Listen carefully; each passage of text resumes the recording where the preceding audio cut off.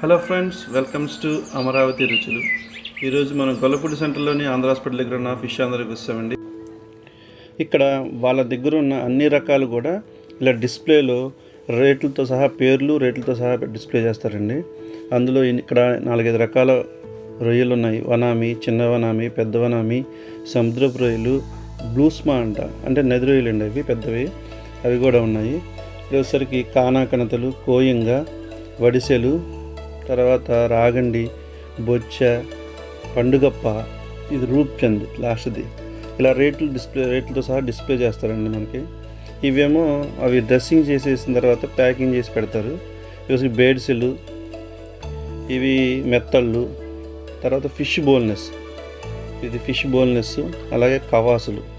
ఇక్కడ ఇంతే కాదండి, మనకు కావాల్సిన ఐటెం తీసుకొని వంట చేసి పెట్టమన్నా మనకు కావాల్సినట్టుగా పులుసు కావాలంటే పులుసు, ఎగురు కావాలంటే ఎగురు, అలా చేసి పెడతారు. ఇప్పుడు మనం ఈరోజు ఈ చేపలు తీసుకున్నామండి.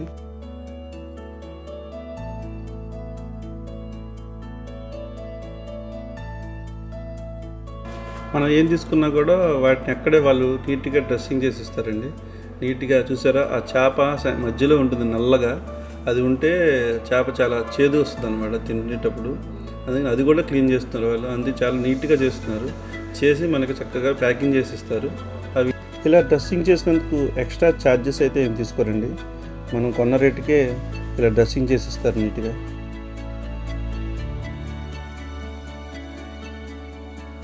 వీటిని మనం ఇంటికి తీసుకొచ్చిన తర్వాత గల్లు ఉప్పు వేసి 1-2 సార్లు బాగా కడుగుతామండి. తర్వాత నిమ్మకాయ కూడా వేసుకొని బాగా కడగాలి. నిమ్మకాయ కూడా వేసుకున్న చూసారా, ఫిష్ ముక్కని లోపలంతా క్లీన్గా నీట్గా చేశారు వాళ్ళు. చేసిన తర్వాత మనం కూడా గల్లు ఉప్పు, నిమ్మకాయ అయితే ఖచ్చితంగా కడగాలండి. ఇంతకీ నేను మీకు ఈ చేప పేరు చెప్పలేదు కదండి. ఇది టేస్ట్లో పులస చేపలా ఉంటుందండి. నేను పులస టేస్ట్ చూశాను, దీని టేస్ట్ చూశాను. దీని పేరు తుళ్ళు చేపలండి ఇవి. ఇప్పుడు మనం వీటిలో కూడా బెండకాయ వేసి వండుదామండి. ఈ బెండకాయలని మొదలు చూసారా, హెడ్లు, వాటిని మాత్రమే కట్ చేసుకోవాలి, ఎడ్జ్లు కట్ చేయకూడదండి. ముక్కలుగా వేయడం వల్ల ఏమవుతుందంటే జిగురుగా ఉండి కూరంతా జిగురుగా ఉంటుంది. సో మనం మొదలు మాత్రమే కట్ చేసుకొని అలా కాయగా వేస్తాము. ఇప్పుడు మనం స్టవ్ వెలిగించుకొని అందులో కొద్దిగా సరిపడా ఆయిల్ వేసి కొద్దిగా సోంపు, నెక్స్ట్ కొద్దిగా మెంతులు కూడా వేసుకుంటామండి. ఇవి కొద్దిగా వేగిన తర్వాత దీంట్లో మనం ఉల్లిపాయలు వేసుకుంటాం.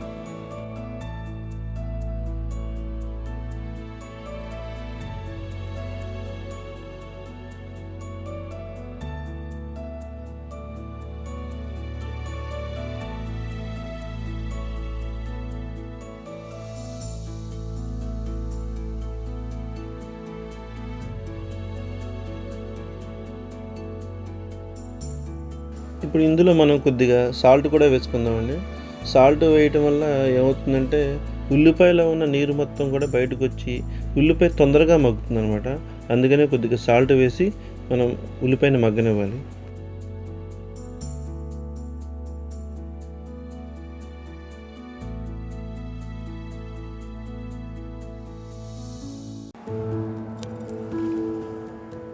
ఉల్లిపాయ వేగిందండి. ఇందులో మనం ఏం చేస్తామంటే కొద్దిగా టమాటా కూడా వేసుకుంటాము. టమాటా కూడా వేసిన తర్వాత ఇది కూడా బాగా వేగాలండి, ఉడికిపోవాలి. అంటే ఉల్లిపాయ, టమాటా రెండు కూడా కలిసిపోవాలన్నమాట. ఆ కలిసే వరకు బాగా మగ్గనివ్వండి.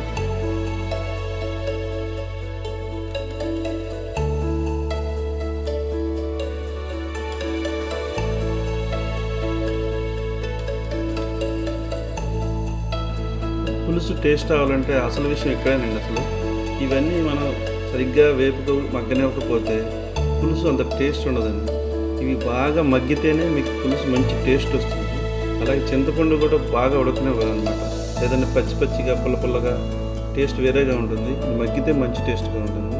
ఇప్పుడు ఇందులో మనం కొద్దిగా పసుపు కూడా వేసుకున్నాం.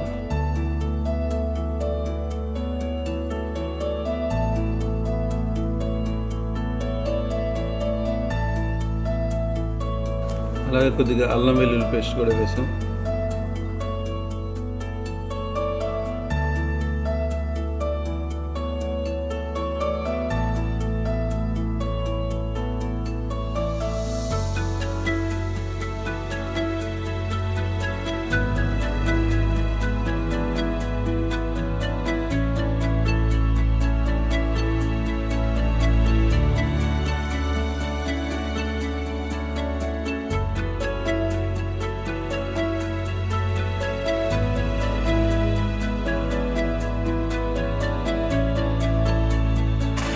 చూసారు అందులో వాటర్ అంతా మగ్గిపోయి మనకి లైట్గా ఆయిల్ తేలుతుంది. ఆ టైంలో మనం కొద్దిగా ధనియాల పొడి కూడా వేసుకుంటాం. వేసుకొని బాగా కలిగి తిప్పుతాము. మీకు లైట్గా ఆయిల్ అలా ఆయిల్ బయటికి కనబడుతుందంటే అవి బాగా మగ్గిపోయినట్టు, అందులో ఉన్న వాటర్ మొత్తం పోయింది. ఈ టైంలో మనం కొద్దిగా జీలకర్ర పొడి కూడా వేసుకుందాం. ఆ తర్వాత కారం కూడా వేసేసుకుందాం. వేసుకొని బాగా కలిగి తిప్పి మొత్తం కలిసిపోయే వరకు కలపండి.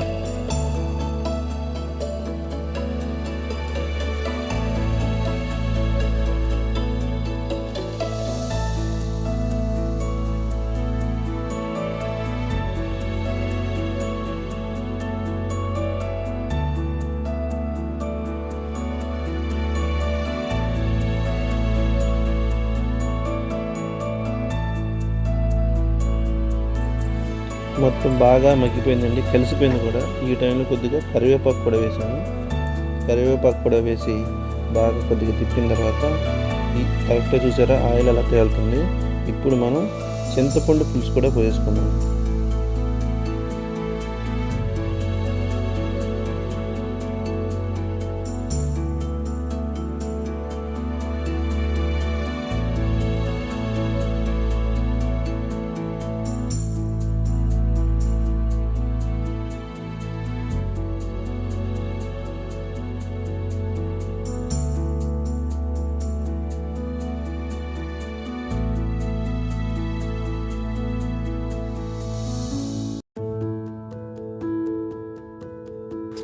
ఇప్పుడు దీన్ని బాగా ఉడకనివ్వండి.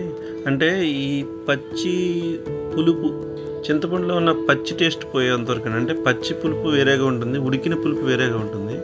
అది పోయే వరకు కూడా బాగా ఉడకనివ్వండి. ఖచ్చితంగా చేపల పులుసుకి ఆ పచ్చి పులుపు వాసన పోవాలి. అలా కొద్దిసేపు ఉడికిన తర్వాత దాంట్లో మనం ఇవి వేసేసుకుందాం. ఏమిటంటే పచ్చిమిర్చి, బెండకాయ కూడా దాంట్లో వేసేసుకుందామండి. ఇవి కూడా వేసి ఒక 2 to 3 minutes ఉడకనివ్వండి. బెండకాయలు సగం ఉడికిన తర్వాత అది మనకు తెలుస్తుందండి, చూస్తే పట్టుకొని. సగం ఉడికిన తర్వాత ఇందులో మనం ఇప్పుడు చేప ముక్కలు వేసుకుంటాం. అంటే చేప ముక్కలతో పాటు బెండకాయ కూడా పూర్తిగా ఉడికిపోతుంది. సో మనం చేప ముక్కలు వేసుకుంటాం. అంటే ముందుగా చేప ముక్కలు వేస్తే ఏమవుతుందంటే ఎక్కువ ఉడికిపోయి ముక్క మీకు ముక్కగా ఉండదండి, చితురైపోద్ది. ముక్కలన్నీ వేసేసుకున్నాక ఫస్ట్ టైం కాబట్టి ఒక్కసారి గరిటె తిప్పుకోవచ్చు. గరిటెతో కలిగి తిప్పేసి తర్వాత నుంచి మాత్రం మీరు గిన్నెని రెండు చేతులతో క్లాత్ పట్టుకొని కదపాలండి, అంతే. ఇంకా గరిటె పెట్టకూడదండి.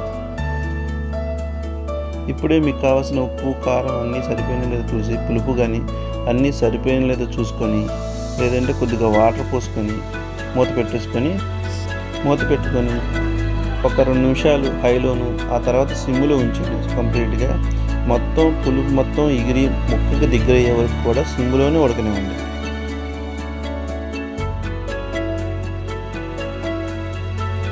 ఇప్పుడు చివరగా కరివేపాకు, కొద్దిగా కొత్తిమీర 2 వేసుకొని మూత పెట్టండి.